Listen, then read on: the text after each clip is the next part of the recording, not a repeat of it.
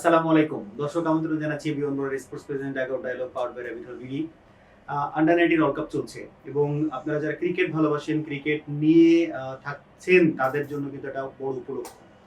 এই under 19 world cup থেকে কারা উঠে আসছে, কারা ন্যাশনাল সার্কিটে ভালো করছে, কিংবা কারা আসতে পারে আপকামিং, এই নিয়ে আমাদের অনেক অ্যানালাইসিস হচ্ছে।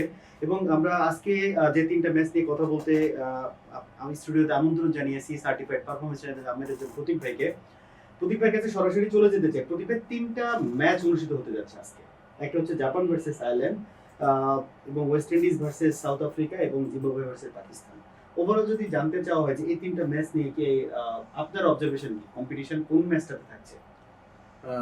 South Africa versus Windies. আমার মনে হয় যে এই টুর্নামেন্টে বেশ কিছু এক পেশা ম্যাচ হয়েছে, যেহেতু এই ম্যাচটাতে আমরা একটু কন্টেস্ট দেখলেও দেখতে পারি বলছি কজ সাউথ আফ্রিকার batters are in prime form, এবং এই ক্ষেত্রে ওয়েস্ট ইন্ডিয়ান ব্যাটাররা কতটুকু তাদের স্কিল সেট ম্যাচ করতে পারবে এটা একটা প্রশ্নের জায়গা থাকছে।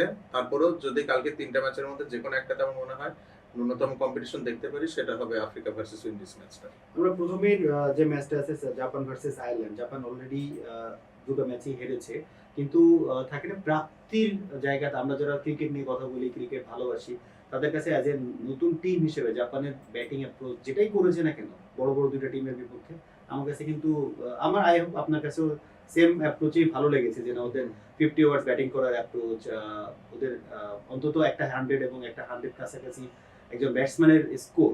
ওভারঅল আপনার কাছে কি মনে হয়েছে যে এই ম্যাচটাতে আয়ারল্যান্ডের সঙ্গে কি একটু হলেও কম্পিটিশন হতে পারে? কালকে যদি জাপান ফার্স্টে ব্যাট করতে পারে, 200-র উপর রান তারা পোস্ট করতে পারে, বোলারদের একটা চেষ্টা হয়তো থাকবে যে একটা আপসেট ঘটানো যায় কিনা, এবং এই কাজ করতে গেলে গুরু দায়িত্ব আবার নিতে হবে নিহার পারমার এবং হিউগো ট্যানিকেলিকে।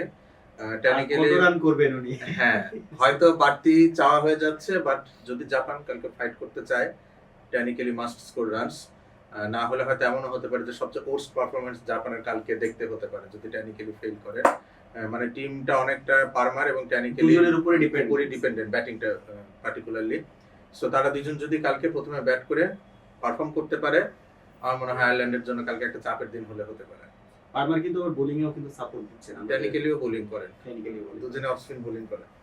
আমরা পরের ম্যাচ নিয়ে কথা বলতে চাই, সেটা হচ্ছে West Indies versus south Africa. আপনি বলছিলেন যে এই আজকের যে তিনটা ম্যাচের মধ্যে একটা ম্যাচ হতে যাচ্ছে একটু কম্পিটিটিভ, কিন্তু আপনি এর আগের ম্যাচে অ্যানালাইসিসে বলছিলেন যে ওয়েস্ট ইন্ডিজের আন্ডার 19 মানে যে টিমটা খেলছে, এই টিমটা অতটা স্ট্রং না।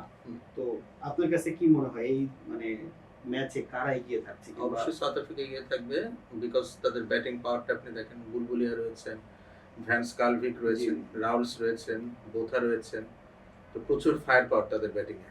আর যেটা আমরা বলতে পারি যে উইন্ডিজের জন্য একটা আশার কথা, তাদের স্পিন অ্যাটাকটাতে ভ্যারিয়েশন রয়েছে। তো স্পিন দিয়ে যদি কালকে তারা চেপে ধরতে পারে আফ্রিকাকে, এটা একটা প্রবাবিলিটি হতে পারে। এলস দুটো ম্যাচে তাদের ব্যাটিংকে কিন্তু আমরা স্ট্রাগল করতে দেখেছি। এবং আন্ডার 19 ক্রিকেটে হয় কি যে আমাদের মতো অ্যানালিস্ট যারা রয়েছেন, ফুটেজ খুব একটা বেশি অ্যাভেলেবল থাকে না। সো টুর্নামেন্টটা কেবল যেহেতু শুরু হয়েছে এবং যেই দুটো ম্যাচ তারা খেলেছে, এটার পারফরমেন্সের বেসিসে আসলে আমাদেরকে কথা বলতে হয়। তো সেখান থেকে মনে হচ্ছে যে উইন্ডিজের জন্য কালকে ফাইট করাটা বেশ কঠিনই হবে। এই ম্যাচে আপনি কাদের উপরে ফোকাস থাকা কথা বলছেন? স্কালভিক ইজ ডিউ ফর রানস। আমার মনে হয় উনি কালকে রান পেতে যাচ্ছেন। রাউলস বিগত দুটো ম্যাচেই ভালো করেছেন, তো maybe he might have a off day tomorrow. বুলবুলিয়া আশা করি যে ভালো করবেন কালকেও। তো এই তো মোটামুটি African batting point of view থেকে। আর উইন্ডিজের ক্ষেত্রে আমার মনে হয় যে তাদের দুজন মিস্ট্রি স্পিনার, যেটা আমি বলছিলাম, লাভেস লেফট হ্যান্ড চায়নাম্যান বোলার, তাদের একজন লেগ স্পিনারও রয়েছেন। তো আমার মনে হয় এই ব্যাটেলটা খুব মানে ট্রিকি হতে চলেছে, যে সাউথ আফ্রিকার strong middle order versus Windies spinners. এই ফেজটাতে আসলে যারা জিতবে, আমার মনে হয় ম্যাচটা তারা আসলে নিয়ন্ত্রণ করতে পারবে। আমরা শুনছিলাম ওয়েস্ট ইন্ডিজ ভার্সেস সাউথ আফ্রিকার অ্যানালাইসিস এবং কি হতে যাচ্ছে জিম্বাবুয়ে ভার্সেস পাকিস্তানের একটা ম্যাচ জিতেছে। জিম্বাবুয়ে অনেকটা টুর্নামেন্টের বাইরে বলতে গেলে। পাকিস্তানের সাথে তাদের জিততে হবে এবং বড় ব্যবধানে জিততে হবে।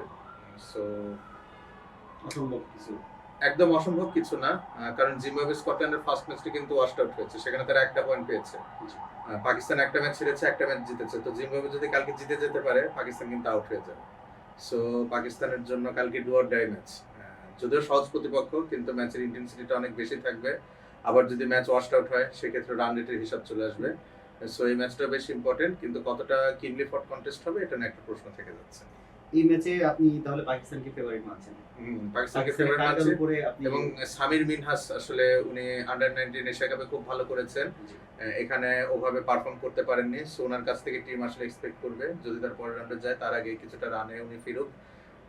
ফারহান ইউসুফ রয়েছেন মিডল অর্ডার ব্যাটার, উনিও বেশ দক্ষ ব্যাটার। আর আমরা যদি স্পিন বোলিং এর দিকে আসে, মাকাম রয়েছেন, উনি বেশ ভালো করছেন এবং রাজা বেশ রফ পেসে বোলিং করে থাকেন। তো এই 4-5 জন ক্রিকেটার আসলে পাকিস্তানের জন্য তুরুপের তাস হতে যাচ্ছে টাইমলাইনে থাকছে। যদি তারা পরবর্তী রাউন্ডে প্রসিড করে।